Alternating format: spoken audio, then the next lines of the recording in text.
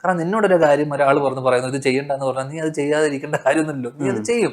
നിനക്കത് ഇഷ്ടപ്പെടുവാണെങ്കിൽ നീ വീണ്ടും ചെയ്യും. അത് തന്നെയാണ് ഞാൻ എൻ്റെ ആയ പ്രായത്തിൽ ഞാൻ ചെയ്തത്. എൻ്റെ കൂടെയുള്ള ഒരുപാട് പേര് പറഞ്ഞു നീ ഇത് ചെയ്യരുത്, ഉപയോഗിക്കരുത്.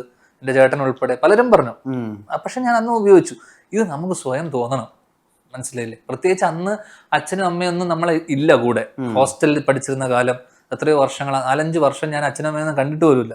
അപ്പോൾ അങ്ങനെയുള്ള സമയത്ത് അച്ഛനും അമ്മയെല്ലാം കൂടെ നമുക്ക് കൂടുതൽ ഫ്രീഡം കിട്ടുന്നു. ആ ഫ്രീഡത്തിനെ നമ്മൾ മാക്സിമം മിസ്യൂസ് ചെയ്യുന്നു. അപ്പോൾ അത് നമ്മൾ തന്നെ നമുക്ക് കിട്ടുന്ന സെറ്റ് ബാക്സിലൂടെയും നമുക്ക്, കാരണം ഇതിനോടൊപ്പം നമുക്ക് നഷ്ടമായത് വിദ്യാഭ്യാസം, പ്രണയം, ആ സമയത്ത് ഉണ്ടായിട്ടുള്ള കൂട്ടുകാർക്കിടയിലുള്ള ഫ്രിക്ഷൻ, ആരോഗ്യം, കൂടെയുള്ള ആൾക്കാർ മരണപ്പെട്ടു പോകുന്നു, ആക്സിഡൻസ്, ഇങ്ങനെ എല്ലാം ഞാൻ കണ്ടിട്ടുണ്ട്. ഓക്കെ, പ്രണയിച്ച കുട്ടിയുടെ വിവാഹം, ഇതൊക്കെ നമ്മളുടെ ഈ പറയുന്ന ശീലങ്ങളും നമ്മൾ കൃത്യമായിട്ട് ആ സമയത്ത് നമ്മൾ ചെയ്യേണ്ടിയിരുന്ന കാര്യങ്ങൾ ചെയ്യാത്തത് കൊണ്ടും ഈ പറയുന്ന അഡിക്ഷനൊക്കെ കൊണ്ടാണ് ഞാൻ ഒരു തിരിച്ചറിവ് നമുക്കൊരു പോയിന്റിൽ കിട്ടും. ഓക്കെ, ആ റിയാലിറ്റി ചെക്ക് എനിക്ക് വളരെ നേരത്തെ കിട്ടി.